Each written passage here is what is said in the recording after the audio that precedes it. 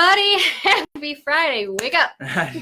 Here we are. Happy Friday. Welcome to Finance Friday. We are live. We are not a replay of an old episode today. We're here. We are actually here at noon, not at 4 either. So we're just kind of trying to keep switching you it up on your toes. But we know you guys are always ready. You guys are ready and waiting because I know you see the posts, so you know we're coming. Right? Yep. I'm Amy Novakovich, certified financial planner. This is Ryan Wilson. Hey, everyone. So this is a show where we transform your relationship with your money by giving you the information that you need to grow and protect your wealth. So today we thought, since this is like December, we're almost at the end of the year. I'm trying to share, sorry, and I can't. Is that what you're doing? Yeah, but I can't. Yes, share this out because I never say that. Yeah. So yes, share this out. See, my phone, I don't know how to turn the volume off, but yeah, so we're going to go over the last 10 years today. I don't know how to turn the volume off. Well, that sounded bad, but I mean, Ryan thinks I'm like really ancient and I don't know technology. Well, we've had a couple conversations today. And yeah. Well, was I right on the one? yeah, but it was inadvertent. You didn't know you were right. You were accidentally right. That's true. Okay. Oh, look who didn't know how to turn his volume down. My volume was just not down. I didn't I know how love to. it. See, it went away. No, that's what I meant. That's You what I didn't say meant. that. Like, even though you turn your volume down, until you get to the video, you still have to then turn it down. Like, you No. can't turn it down in advance. No. Oh my gosh. Anyways, we're going back over the last 10 years because we want to learn from the last 10 years. We want to see what we could have done better, and we want to see what it really means for us moving forward. So we're going to cover what's the difference between where we were in 2010 and where we are, well, I guess the end of 2009. Right. And where we are at the end of 2019, almost moving into 2020. So we both came up with just a bunch of different fun things. I know you guys are going to think this is super fun. So throw it out there in the comments if there's anything that you specifically want to know, because I'm sure we could research it and find it as well. But we came up with some super cool things. So what's one of the ones that you came up with? I like that first one. You saw it. I did. All right. Well, this ruins everything because I was going to ask you the question. But which one? I wouldn't have said that one. Yeah. So which stock? Yeah, the largest growing stock in 2000 from 2010, beginning of 2010 to now. And I was going to ask Amy, but she just cheated. Any guesses? Like, Anyone put it out there there in the comments. Any guesses? What's the biggest stock since 2010? Yeah. So man, I can't believe that. So what would you have thought? Because obviously now you know. That's large cap stocks. S&P 500 stocks. S&P 500 stocks. So okay. Yeah, obviously there's other stocks out there that have grown from 1 penny to like $2 or $3, and that's a larger growth. Large gain, but I'll give you a quick little hint. It's what is it like 3,000%? Nuh-uh. 3,692% in the last S&P 500 stock. years. I mean, I know what it is, but it's so surprising. I would have guessed like Amazon, but Amazon's so big. If you would have guessed in the last 20 years, Amazon I think would have been on the list. It's still in the top 10. Amazon is number 9 on the list. Is it? Yeah, but it's but did you write down the top 2? No, I didn't. No. The next highest one was like 26. Monster. Johnny said Monster.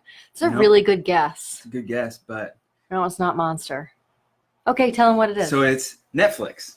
Isn't that crazy? So Netflix in end of 2009 was $7.87. So it opened, when it went public, it was like $10 or it got up to like $15 and then it went back down. And it was in end of 2009, it was $7.87. And at the close yesterday, it was $298.50. Wow. When did Facebook go public? Like 8 years ago. Yeah, because they went public at 40, went down to like 15, and now they're at like 200. Yeah, so from their low, they're probably up a good bit, but I mean 3,600%. Yeah, it was up to almost 4,000 because they went Netflix. Yeah. Hey Nick. Because their stock was at one point at like 3. What was it the day it opened? 350 or something? No, what was it in 2010? $7.87. $7. Yeah. Wow, that's nuts. Yeah. That's crazy. All right, if you cool. were lucky one to get that at that price. And so here's the thing. Obviously, everybody tries to find like the next big thing like that, you know? So like Beyond Meat was like a hot topic. Yep. Uber was another one. You know, you got to try to really, honestly, with the research, when things go public and when they're just that low price of a stock, it is hard to do research on those companies.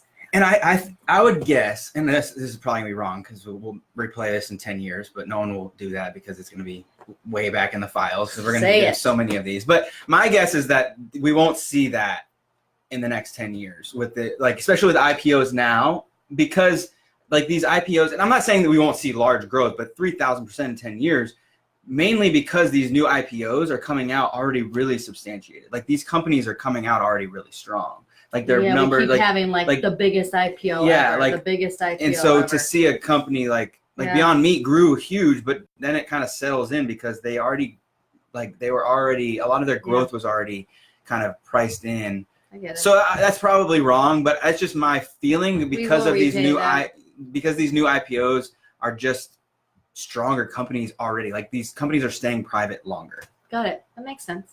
All right, so biggest stock growth in 10 years? Netflix. Next, what do you think the average, did you see it? No. What do you think the average mortgage rate, the average interest rate we paid on mortgages, 30-year mortgages, ready? Send out your guesses. The average interest rate on 30-year mortgages in 2010, it was like January 4th, 2010 that I looked. The average interest rate on mortgages. Anybody fathom a guess? I'm going to say 5%. You're very close. This is from, what's my source? The Federal Reserve. It was 4.99. Oh. So you're very close. Do you know what it is today? As close as you can get. It's not as... I did go over, You though. did go over. If Price is Right. No, you got kicked out. Yeah. What do you think it is today? Keep in mind, rates went down.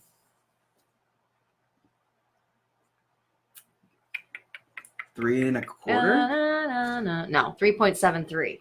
But still very close. So it used to be closer to 5%, like Ryan said, 10 years ago, and now it's 3.73. So what that would tell you is we are like really historically low on mortgage interest rates. So if you would watch one of our other lives that we just did, I feel like it was recently where we talked about like, should you refinance your mortgage? Should you get a mortgage? Should you pay cash? Yeah. Because in our mind, your home appreciates the same amount whether you have a mortgage or not. It's not like it's dinged on a, value because there's a mortgage on it, there's less value. No, you still have the same home value. You still get to live in it whether you have a mortgage or not. Of course, you have to pay the mortgage, but you still get to use the home is my point. So if you can borrow from the bank at 3.73% and you can make 6%, let's say, on average, you're making money on the bank's money and you're making money on the house. So when interest rates are historically low, I would highly encourage you to just look into refinancing if you're going to stay in the house for a while. Obviously, you don't want to pay closing costs if you're planning on selling the home, next year. Mm-hmm. But if you're going to stay in the house for a while and you're not going to move for a while, I would suggest looking at getting cash out of the house, because sitting in the house, it's literally just sitting in the house. You may as well dig a hole and put it in there. So mortgage rates, that's what we want to learn from mortgage rates, because even 10 years ago when we were in the middle of a complete crash downward spiral, they were average of 5%, and they're now even lower, an average of 3.73%. So we definitely want to look at getting cash out of our homes when interest rates can be locked in. In fact, I just saw new prospects that we met with the other day have a 2.8 15-year mortgage. So, if you can get money out of your house for 2.8% fixed, that's not an equity line. That was a 15-year mortgage. That's insane. Yeah. So if you can get money out of the house and make money on that money, now's a good time to do it, because even 10 years ago when we were in the middle of a crisis, it was higher. Average of 5%, now average of 3.73. Hey guys, if you're just joining, great discussion. Thanks. If you're just joining, 10 years ago, we talked about how the highest performing stocks 10 years ago was Netflix on the S&P 500. Yeah. Netflix, yeah. 3,600%. Yep. 3,600. $7 when it started at $7. Right. Then we talked about average mortgage interest rates. Okay, now your turn. We'll go back and forth. We can do. Okay, I didn't see anything else on your page. What do you think that the GDP growth in end of 2009, beginning of 2010? So 2009 GDP. Like the 2009 GDP. Yeah. Low. 0.5. Negative 2.5.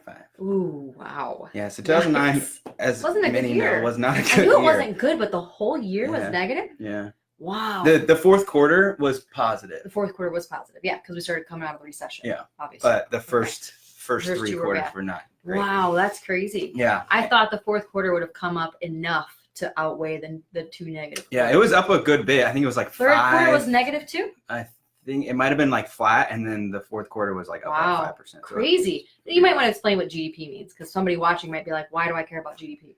Yeah, so the GDP is basically the growth rate of the economy, and so like the money that the U.S. brings in a year. So what we sell, what the kind of the income. It's like the income Yeah. that the government has. Consumer spending. It's like government spending, trade. Yeah. Like it's all the growth of the economy. You said it like in the first thing. Yeah. Was So really the basic, how basic you can get it. Yeah, I think like income.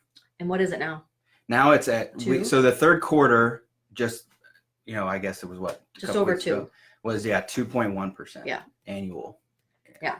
So haven't come that far in 10 years. Yeah, and kind of an offset of that is that was beating. We were expecting our GDP to be kind of in the mid ones this year, so to be at over 2 is pretty good. Isn't the historical average? I mean, if you add in these last 10 years, I don't know if that how much that really dragged down. I think the average is right around 2.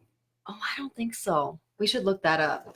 I don't know. Yeah, I don't know either. I can probably look it up. But the national average for GDP, and I guess it depends on when you're taking the average from. Like if you're going like since the market existed, or are you just going from the Great Depression? Yeah. Because most people, like when they're judging the market, sometimes they just go from the Great Depression. But so the average growth, if you guys are just joining, we're talking about the growth in 2009 for our economy was a negative 0.25%, negative 0.25. Yep. No, negative 2.5. Negative 2.5. Yeah, down by 2.5% from the year prior. Yeah, that's big. Yeah, that's bad. Mm-hmm. And then today it's up 2%. So the economy is definitely growing, but we just haven't gotten that far in 10 years for how low we were. Usually when you're this low, you can spring back.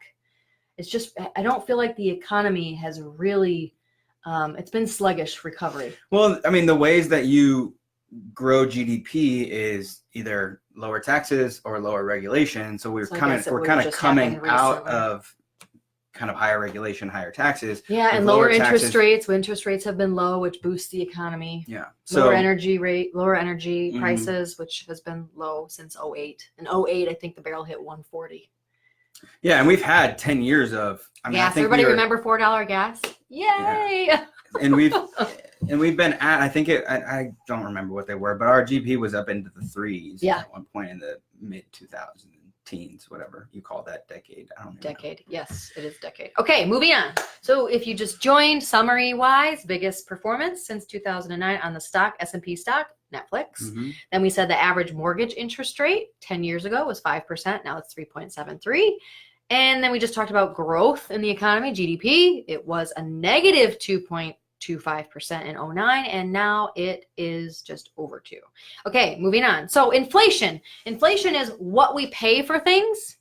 So like $1, 30 years ago would have bought quite a bit of stuff, and $1 today is like next to nothing. So that's inflation. That's the cost of items. So I already told you the answer to this, so you can't guess. Because I told you, because I was kind of shocked by it. Yeah. So in 2009, if you would have had $1, that same dollar today, what you could have used, wait, how do I want to say this? Do you know the easiest way? It said it really clearly online. If you were to spend that same item that costed $1, that's what it was. That same item that costed $1 in 2009, or the end of 2009, it went by months, so it was December of 2009, would have costed you $1.20 today. Which might not sound a lot. You might be saying, oh, well, that's only 20 cents, Amy. But guys, that's 20% increase. So add a few zeros, right? So what was $10,000? That same $10,000 item 10 years ago will now cost you $12,000. So it definitely, 20% is quite a bit. And you made a good point, because I was like, 20%, that's a lot. But you were like, that's only 2% a year. 2% a year. 2% a year in the increase in prices, which is right? kind of like the target of inflation. That's like a normal inflation, but that's a lot to think how fast 10 years goes by, and to say, wow, 10 years ago, you know, let's call it a lot of land would have been $100,000, and now today, just by pure rise in prices, can't talk, it would cost you $120,000 just by pure rise in prices, not just like a booming market or somebody having demand on that property. Like it's just regular rise in costs, which is pretty crazy. I think 20% is a lot, considering I don't feel like 10 years ago was like that long ago. Yeah. And if you can hold on to something for 10 years and make an extra 20%. Well, so that's why we say we really want to learn from this. The reason why we do this is because if you're only earning less than 2% in a savings account right now, you're not doing yourselves any favors, because you're not even keeping up with the cost of inflation. Right. So you're losing money. You're by losing keeping money. It in cash. Like, So if you have $10,000 in a savings account 10 years ago and it didn't earn any interest, let's just say, you literally lost 20%. Oh, that's $2,000. Yeah. On 10,000, and every $10,000 you lost $2,000 by just sitting in it. And that's wild. That is wild. Yeah. Oh, we need to do a post about that. I need to do like a quick 1-minute video on Instagram, which I haven't done in months. I don't know if anybody's missing those, but I don't miss doing them. What? I don't mind doing them. The 1-minute videos on Instagram. Oh, yeah. I didn't mind doing them. It's coming up with the content. Yeah. It's coming up with what can you say in a minute. Yeah. In the finance industry. Like that's really hard. Especially because we're already at like 16 and I feel like we have. Yeah, I was just saying we should probably wrap this up. But like that is a powerful point to end on, is that if you just sat your money under a mattress in a safe, you know, whatever, you literally lost 20% over the last 10 years. Well, and like today, you just told me today, you're like, yeah, Ally Bank is what, paying 2%. Yeah. So it's basically. So all you're doing is keeping your money in inflation, up with inflation. Yeah. That's nuts. I'm just reflecting on it a little bit. Yeah. I don't know if you care as much as I do, but I always want my money working for me. I don't want it to just sit there, because life is hard enough. Your money should be working for you. You know?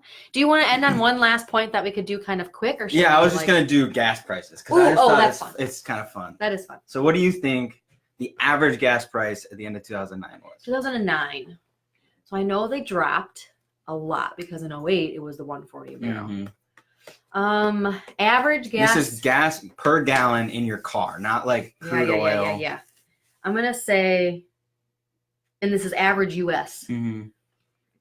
$2.78. Oh, semi-close. Yeah, so that's pretty close. I mean, I should have been like, oh, you're way off based on what you said to me about my mortgage rate answer. But and then what do you think it is 0.01%?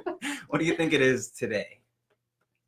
I know in our area, and I know I was just in Chicago traveling, it was way more expensive. Yeah. It was $1. So there's obviously places that it's a lot more expensive. So I would say, I was in the Keys and it was like $1 more than here. I would say, so I would say like 260. 250.